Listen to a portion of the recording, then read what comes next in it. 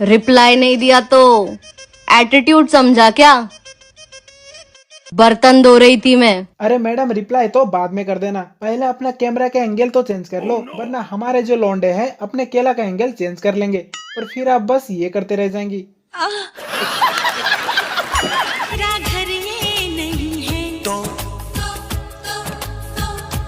और ये मैडम तो अपने हुस्न की नुमाइश करने में माहिर है, चलिए आप खुद ही देख लीजिए।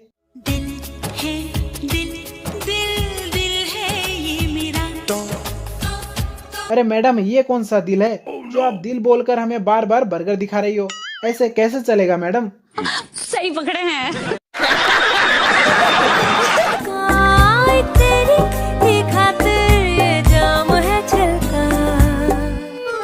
अरे मैडम इतनी रात को अकेले कर क्या रहे हो, वो भी दारू के साथ? मुझे तो कुछ और ही लग रहा है। क्या बोला तूने?